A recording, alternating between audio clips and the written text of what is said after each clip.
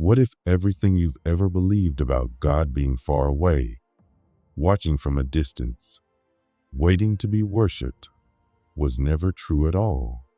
What if the divine wasn't somewhere else, but right here, hidden in plain sight, in the trees, in the stars, in your breath, even in your thoughts?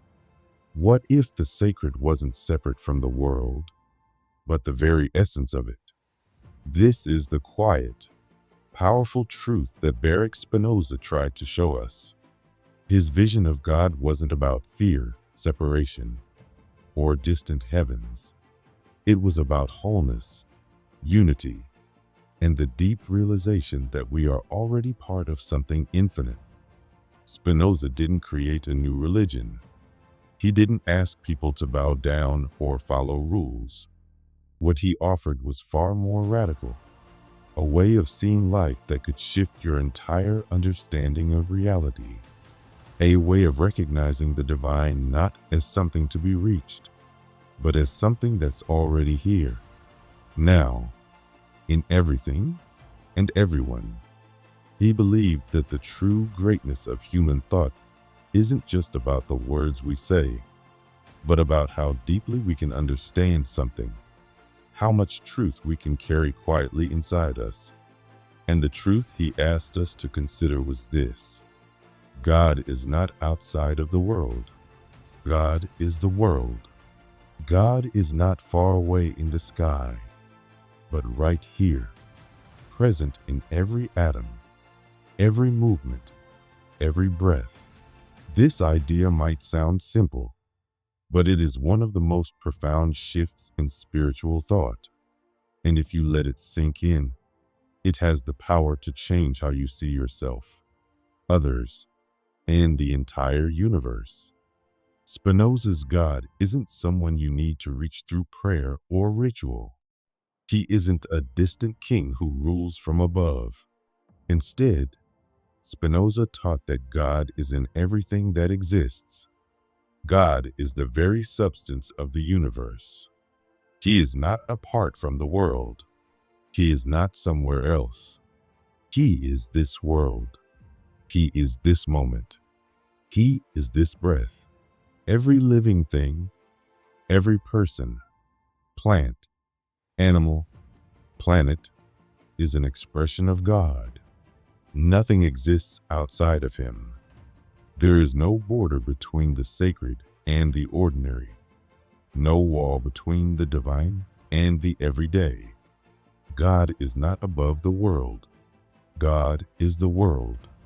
This way of seeing the divine is called immanence. It means God is not somewhere else. He is here, not occasionally, not when called, always, in everything, in everyone. He is not something that happens to the world. He is the world's essence, its beginning, its substance, its life. You don't need to search for him in holy places. You don't need special rituals or perfect words. He is already present in the way light touches a leaf, in the way your chest rises and falls as you breathe, in the way your heart aches or heals. Imagine looking out at the ocean. The waves rise and fall. The surface moves. The current shifts. But it's all made of the same water. No matter how different the waves look, they are all part of the same ocean. That's how Spinoza saw God. Everything that exists is like a wave in that infinite sea. Every thought, every star, every blade of grass, every part of you, it's all made from the same divine substance. Nothing is separate. Nothing is left out. You are not standing apart from God. You are within him. You are of him. Spinoza didn't talk about God as a ruler to be feared. He didn't see God as someone judging our actions from above. He described God as the one true substance, the eternal, unchanging foundation of everything. God is the cause of himself. He doesn't need anything else to exist. He simply is. And if he is the one true substance, then everything that exists is just a different expression of him. That means you, me, the sky, the trees, the joy and the sorrow. All of it is God in motion, God in form, God in living color. This way of seeing can completely change the way you move through life. Because once you understand that God is in everything, you start to treat everything with more care. You begin to look at the world with reverence. A tree is no longer just a tree. It is God expressing himself in leaves and roots. A stranger is no longer just a person. They are a wave in the same sea you are made from. Your own pain, your own joy. They're no longer just emotions. They are sacred experiences flowing through you, connecting you back to the source. Spinoza believed that true worship isn't about ceremonies or prayers. It's not about trying to please a God who is far away. It's about understanding. It's about recognizing what's already true, that we are not separate, that we never were, that everything we see, everything we feel, is connected. Worship, in this way, becomes quiet, gentle, not made of noise, but of clarity, not built on fear, but rooted in love and awareness. It's not about asking for something. It's about realizing you already have it. You already are it. Most of us are taught to divide the world into parts, good and bad, physical and spiritual, human and divine. We are told the body is not as important as the soul, or that the world is a lesser place compared to heaven. But Spinoza asked us to stop thinking that way. He wanted us to see that all those divisions are illusions.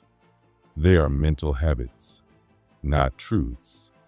In reality, everything is one. Everything is made of the same divine stuff. There's no hard line between matter and spirit, between the seen and the unseen. It's all sacred. It's all alive. It's all God. This idea of one substance, one unbreakable, eternal, infinite presence, might sound hard to grasp at first, but it's also the simplest thing in the world. Everything you see, everything you touch, everything you think or feel, it all comes from the same source. That source is not somewhere else. It is not separate from you. It is you, and it is everything else too. When you really understand this, everything changes. Life no longer feels random. People no longer feel like strangers. You stop feeling like an outsider in your own life because you see that you belong. You always did. You are not a mistake. You are not broken. You are not lost. You are a wave in the ocean of being. You are part of the whole, and the whole is divine. This realization doesn't need to be shouted. It doesn't need to be proved. It simply needs to be seen, quietly, gently, with the eyes of the heart. And once it is, life becomes richer. Every step becomes sacred. Every conversation becomes meaningful. Every moment becomes a window into something eternal. Spinoza didn't want power or followers. He didn't want to be worshipped. He only wanted people to wake up, to see, to understand that they are not alone, not separate, not cut off from the source. He wanted us to know that we are already within the divine. We always have been, and we always will be. God is not outside you. He is not watching from a distance. He is within you, around you, in you, through you. He is in the laughter of children, in the softness of a breeze, in the quiet moments of wonder, and in the loud moments of pain. There is nowhere you can go where he is not. There is nothing you can do to step outside of him, because everything that is made of him. This is not just a theory. It is a way of seeing, a way of living, a way of waking up. And once you begin to see the world through this lens, you begin to live differently. Not from fear, not from guilt, but from love, from connection, from truth. And when that happens, life becomes worship. Every breath becomes prayer. Every moment becomes a reminder that you are not separate from the sacred. You are part of it. You are made of it, and it is made of you. Have you ever wondered if you're truly separate from the world around you, or if your soul is somehow already connected to something much larger than you can see? Spinoza believed something deeply beautiful and powerful, something that can change the way you look at everything in your life. He believed that the soul, the body, the mind, nature, the stars, and everything that exists are not separate things. They are all part of one single, infinite reality. Nothing is separate. Not your thoughts from your body, not your body from the trees, not the trees from the stars, not the stars from God. Everything is one. Everything is connected. Everything is made of the same eternal, divine substance. This idea is called monism. It means there is only one true reality, and all the differences we see are just different ways of experiencing that same one thing. This one substance is not far away. It's not something you can only understand if you become a philosopher or live alone in the mountains. Spinoza says it's here right now, all around you and inside you. You are already made of it. You are not just a small part lost in a giant universe. You are the universe, expressing itself as you. When you feel joy, when you cry, when you walk outside and see the sky, what you are touching, feeling, and seeing is not separate from God. It is God in motion, God in form, God becoming you in this moment. But if everything is one, why does it feel like the world is full of so many different things? Why does it seem like the mind and the body are so different? Why do our thoughts feel separate from the ground we walk on or the trees we touch? Spinoza explained this by saying that this one substance, the divine or God, shows itself in many ways. These different ways of showing up are called attributes. There are infinite ways that this divine substance expresses itself, but human beings can only truly understand two of them: thought and extension. Thought is everything related to the mind, your ideas, your feelings, your memories, your dreams, your understanding.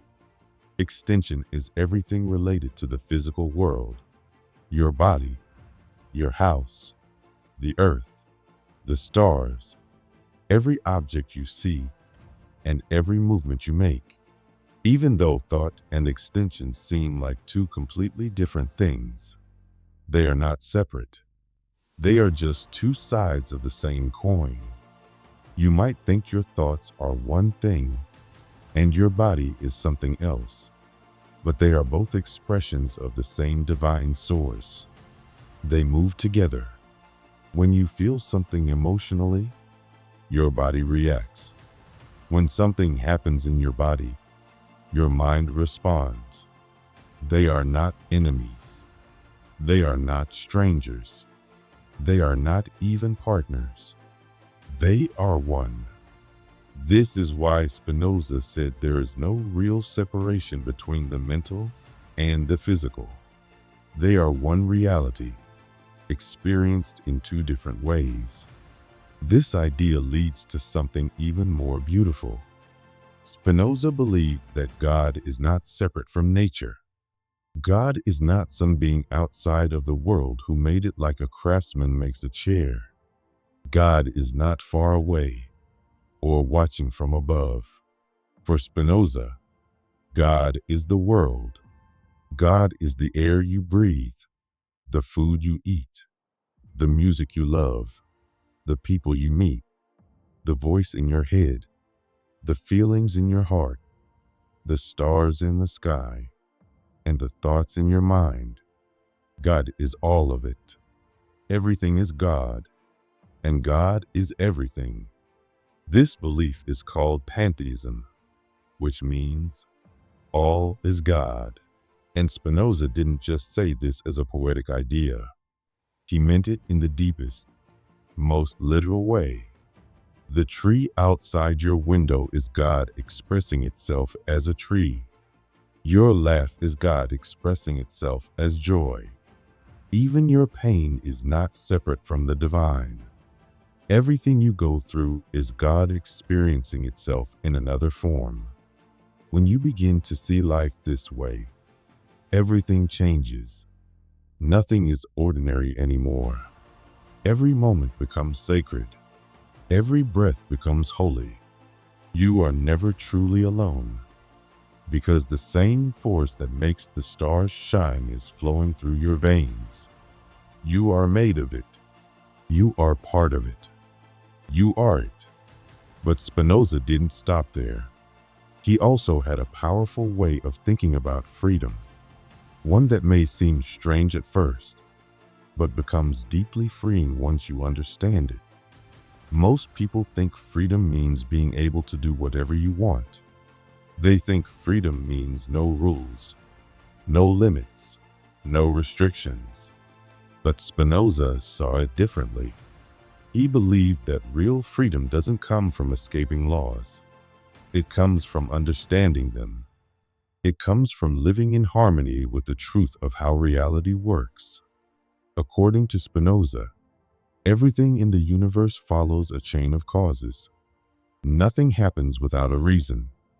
Everything you feel, think, or do has a cause behind it. You might not see the cause, but it's there. Just like every wave in the ocean is caused by something, every thought you have and every action you take is part of a greater chain. You might think you're choosing freely, but most of the time you're just reacting. Something in your past, something in your body, something in the world around you has caused you to feel a certain way, to want certain things, to make certain choices. That doesn't mean you're a puppet, but it does mean that most of us don't really understand why we do what we do. When we don't understand the causes behind our emotions and actions, we are not truly free.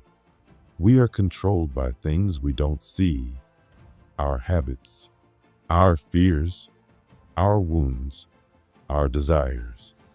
We are like ships drifting on the ocean with no anchor and no direction, thinking we are steering, when really we are being pushed by invisible waves. Spinoza said that this is the kind of slavery most people live in. We are not chained by others. We are chained by ourselves, chained by our confusion, chained by the parts of our own minds that we have not yet looked at.